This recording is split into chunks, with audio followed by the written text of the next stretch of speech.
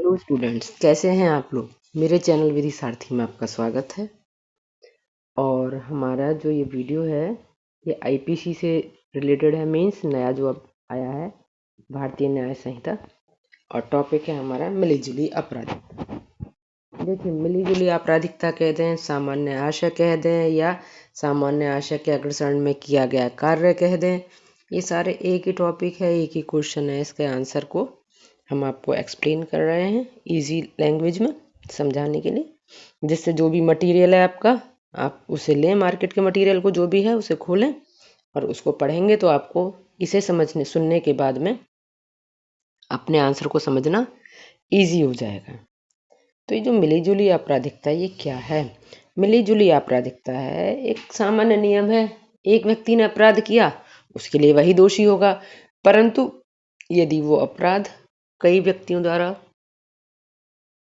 आपस में मिलजुल कर किया जाता है, चाहे करे एक ही, प्लानिंग सब लोग मिलके करें, सबका सामान्य आशय एक ही हो, तो चाहे मारे एक ही व्यक्ति, परंतु उसके लिए दोषी सब होंगे। इसको मैं आपको एक एग्जाम्पल से समझाती हूँ, आगे भी आएगा ये। जैसे मान लीजिए 3 लोग हैं, 3 लोग किसी व्यक्ति को मारने के लिए एक कॉन्स्पिरेसी करते हैं, षड्यंत्र बनाते हैं, और उनमें से एक चाकू ले आता है बाजार से खरीद के, और एक घर के गेट पर खड़ा हो जाता है। 2 अंदर जाते हैं, एक हाथ पकड़ता है और एक उसे चाकू से मार देता है। तो यहाँ जो गेट पे खड़ा हुआ है वो ये नहीं कह सकता कि साहब मैं तो गेट पर था, मुझे क्या पता, जिसने मारा है वो हत्या का दोषी है, मैं हत्या का दोषी नहीं हूं। ये सेक्शन यही कहता है कि जब कोई आपराधिक कार्य कई व्यक्तियों के द्वारा उनके सामान्य आशय के अग्रसरण में किया जाता है, तब उस कार्य में लगा हुआ प्रत्येक व्यक्ति उस अपराध का दोषी होगा। कैसे दोषी होगा? मानो उसने वह कार्य अकेले किया। जैसे जो गेट पे खड़ा है ये मान जाएगा उसने भी चाकू मारा, जिसने चाकू मारा उसने तो मारा ही मारा, और जिसने हाथ पकड़ रखे थे उसने भी चाकू मारा। यही है हमारा सामान्य आशय का सिद्धांत। अब हम इस सिद्धांत की तरफ चलते हैं। इसके इंपॉर्टेंट वो देखेंगे पॉइंट्स, क्योंकि शॉर्ट में समझाना है, पूरा आपको पढ़ के थोड़ी ना सुनाना है, समझाने का हमारा मोटिव है। तो इसमें यही कहा जाता है कि जो, और ये भारतीय न्याय संहिता के इस सेक्शन 3(5) में दिया गया है। इसके आवश्यक तत्व क्या होते हैं कि कोई आपराधिक कार्य हुआ हो, आपराधिक कार्य कई व्यक्तियों द्वारा किया गया हो, और जो कार्य है वो पूर्व नियोजित योजना के रूप में सामान्य आशय हो, यानी सबका एक ही इंटेंशन हो कि भाई ये कार्य करना है, ये अपराध करना है, और उसके अग्रसरण में कार्य किया हो। सामान्य आशय भी हो, नहीं किया है तो वो कार्य अपराध नहीं होगा। इसको लागू होने के लिए फाइनल इसका होना आवश्यक है कि उस अग्रसरण में, सामान्य आशय के अग्रसरण में कार्य किया गया हो। तो इसमें जो केस दिए हुए हैं वो केस आपको समझा देते हैं। इसमें ये था, एक केस है इसमें, राज्य बनाम हीरा दुर्बे। इसमें क्या है, ये सामान्य आशय के आवश्यक तत्व है ना, तो आपराधिक कार्य किया गया हो, उसमें है ये। इसमें यह था, अभियुक्त द्वारा किया गया कार्य समान के, यानी सभी व्यक्तियों ने एक व्यक्ति पर लाठी से वार किया, उससे वो मर गया। अब ये नहीं है यहाँ पर देखना कि किसकी लाठी से वो मरा, किसकी लाठी ज्यादा खतरनाक तरीके से पड़ी जिससे वो मरा, ना। यहाँ पर बस ये देखना है कि सामान्य आशय था उस व्यक्ति को मारने का, लाठियों से वार किया, तो उसके लिए हर व्यक्ति इस प्रकार से दोषी होगा मानो उसी ने हत्या की। नेक्स्ट, कार्य कई व्यक्तियों द्वारा किया गया हो, क्योंकि एक व्यक्ति द्वारा किया गया कार्य सामान्य आशय की श्रेणी में नहीं आता है। सामान्य आशय के लिए एक या एक से अधिक व्यक्ति चाहिए। इसमें एक केस है गोवर्धन बनाम सम्राट। इसमें था, कुछ व्यक्तियों ने एक व्यक्ति को लाठी से मार कर क्या करा, उसकी मृत्यु कारित कर दी, हत्या हो गई। तब वहां पर सबको दोषी ठहराया गया, चाहे जो डेथ हुई, उसकी मृत्यु जो हुई, उसकी जो हत्या हुई वो 1 या 2 व्यक्तियों के कारण हुई, परंतु सभी उसके लिए हत्या के दोषी होंगे। इसमें दूसरा केस आता है एरहदीन लाखन खान बनाम राज्य AIR 1958। इसमें यह कहा गया कि यदि केवल एक ही व्यक्ति का आपराधिक आशय है तो यह अपने अन्य साथियों के सामान्य आशय के अग्रसरण में करता है तो वह भी उन्हें उत्तरदायी ठहराया जाएगा। वही जो मैंने आपको एग्जाम्पल दिया कि जैसे कई लोग किसी को मारने के लिए प्लानिंग करते हैं और उसे मारने का उन सबका सामान्य आशय होता है, चाहे फिर उसके अग्रसरण में एक आदमी ही मार दे, पर जितनों का सामान्य आशय था उस कार्य को करने का, उस अपराध को करने का, वो सब उसी अपराध के दोषी होंगे। उड़ीसा राज्य बनाम सूरज देवी, इस केस में कहा गया कि साक्ष्य से स्पष्ट था कि अभियुक्त ने मिलकर हत्या की है। साक्ष्य छुपाने के आधार के लिए उसने क्या करा, बॉडी को, जो डेड बॉडी थी, उसको तालाब में फेंक दिया। चाहे दूसरा अभियुक्त नहीं मिला हो फिर भी उसे धारा 3(5) के अधीन उत्तरदायी ठहराया जाएगा। इस प्रकार आपने देखा कि आपराधिक कार्य हो, सामान्य आशय हो और उसके अग्रसरण में किया गया हो, इसमें यह है। तो कार्य में लगे व्यक्ति का सामान्य आशय होना चाहिए। सामान्य आशय दो तरीके से हो सकता है। पूर्व नियोजित योजना, या तो यह है कि भाई पूर्व नियोजित योजना, पहले से ही कोई योजना बना लें और उसके अग्रसरण में कार्य करें। परंतु कभी कभी ये भी होता है कि ये मौके पर ही इशारों में ही बन जाता है, तो एक मत होना आवश्यक है। मस्तिष्क का मिलन, पूर्व नियोजित योजना सामान्य आशय के लिए पर्याप्त नहीं है, बल्कि आवश्यक है कि योजना में सब लोग होने चाहिए, सबकी सहमति होनी चाहिए। और जब मस्तिष्क का मिलन है, एक ही काम को करने का इंटेंशन है, तब ये अपराध बनता है। और लास्ट जो है बहुत इंपॉर्टेंट है कि कार्य उन सबके सामान्य आशय के अग्रसरण में, ये टाइपिंग मिस्टेक है, इसमें अग्रसरण कर दिया गया है, शरण कर दिया गया। तो इसमें यह है कि जो कार्य हो वो सामान्य आशय के अग्रसरण में किया गया हो,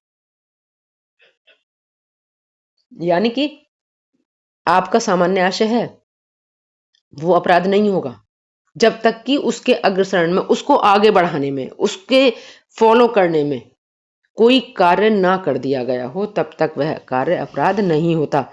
जैसे कुछ लोग मिलकर, इसमें एग्जाम्पल है, जैसे कुछ लोग मिलकर क्या करते हैं, किसी व्यक्ति को मारने, हत्या करने की योजना बनाते हैं, परंतु गलती से वो एक ही जगह बी को लग जाती है गोली।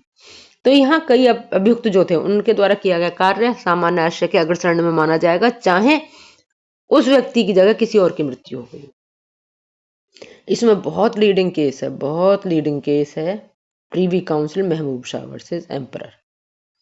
इसमें कहा गया कि धारा 3(5) के अंतर्गत दोष सिद्धि से पूर्व अभियुक्त की किसी अन्य व्यक्ति के साथ पूर्व नियोजित योजना होना चाहिए और उसके अग्रसरण में कार्य होना चाहिए। तो ये तो हुआ हमारा सामान्य आशय। अब इससे संबंधित और भी प्रोविजन है, उनको समझ लेते हैं हम। धारा 3(6)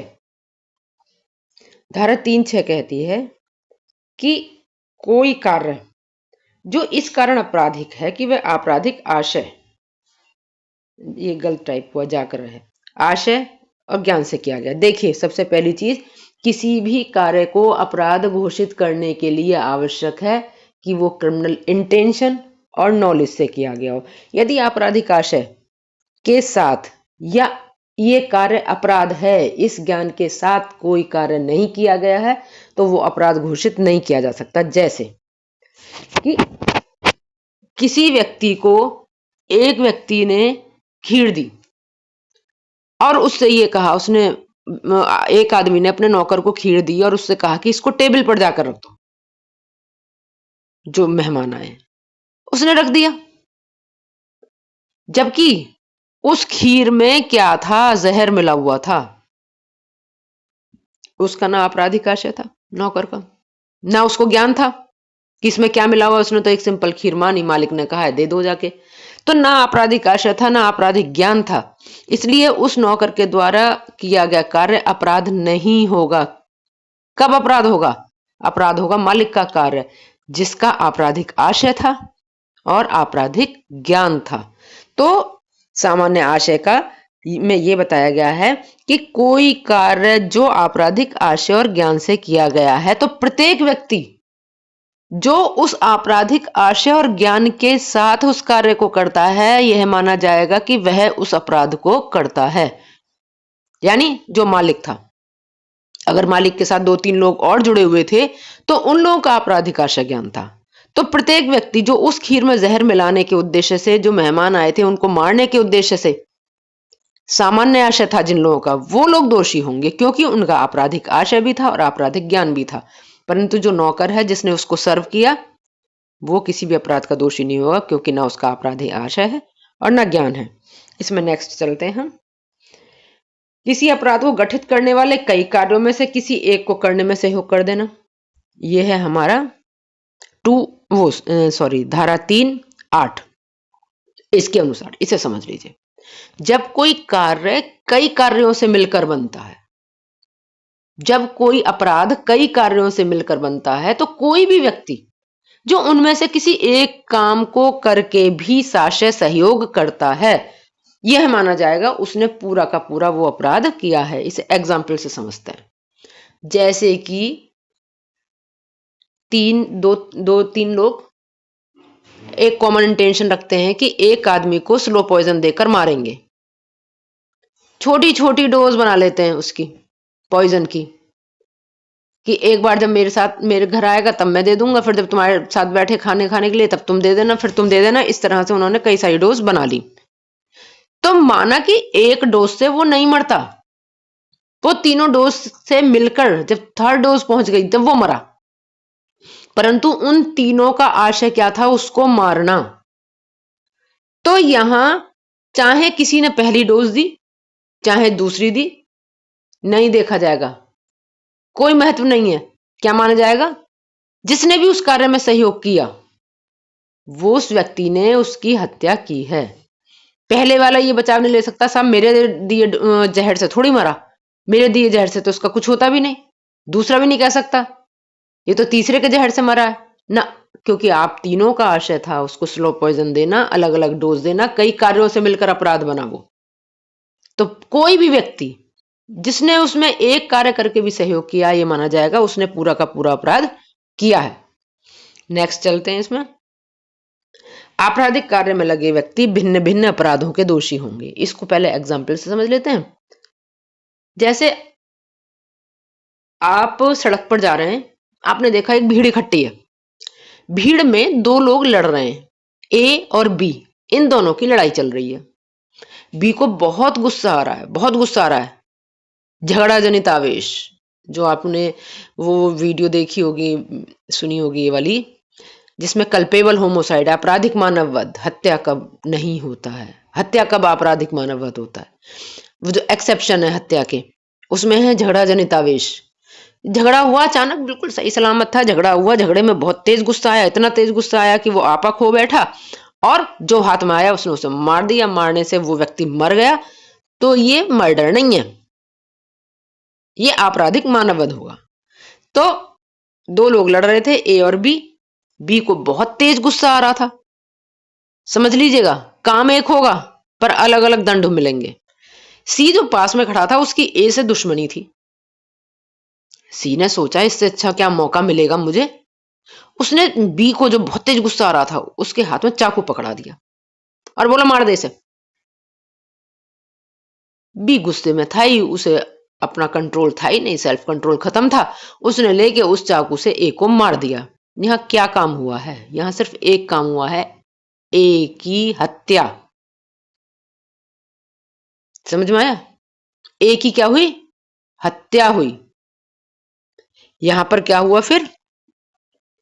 अब जो बी था, बी ने उसको मारा क्योंकि वो तो गंभीर अचानक प्रकोपन में था, उसको तो होश ही नहीं था कि वो क्या कर रहा है। वो दोषी होगा आपराधिक मानववध का। परंतु जो सी था, जो होश में था, जिसने चाकू दिया, जिसका इंटेंशन ए को मारना था, वो हत्या का दोषी होगा। इसे फिर से समझ लें, दो लोगों में लड़ाई हो रही है, ए और बी। बी बहुत गुस्से में है, उसको कुछ ध्यान नहीं है, उसका सेल्फ कंट्रोल खत्म हो गया। सी जो पास में खड़ा था, जिसका कोई लेना ना देना इस लड़ाई झगड़े से, पर वो ए से लड़ाई वैमनस्य रखता था, दुश्मनी रखता था, उसे मौका मिल गया, उसने कहा इसे मार दो। उसने उसे मरवाने के लिए क्या करा, चाकू चुपचाप बी के हाथ में दे दिया और बोला मार दे इसे। बी ने वो चाकू ए को मार दिया, जिससे ए मर गया। तो यहाँ पे बी आपराधिक मानववध का दोषी होगा और सी जिसने चाकू दिया वो हत्या का दोषी होगा। यहां पर देखिए काम एक ही हुआ है, मरा है एक व्यक्ति, परंतु दंड अपने अपने कार्यों के अनुसार उन दोनों को मिलेगा। यहां पर हमारा ये टॉपिक कंप्लीट होता है।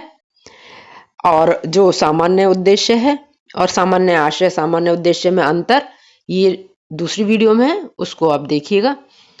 यदि आपको मेरी वीडियो अच्छी लगी हो, आपको यूजफुल लग रही है, एग्जाम टाइम में आपके लिए हेल्पिंग हो रही है, then subscribe my channel and like, comment and share my video, जिससे ज़्यादा से ज़्यादा लोगों को उसका फ़ायदा मिले और हमारा उद्देश्य कंप्लीट हो और हमें प्रमोशन हो, हम प्रमोट हों और वीडियो बनाएं आप लोगों के लिए। धन्यवाद। जय हिंद।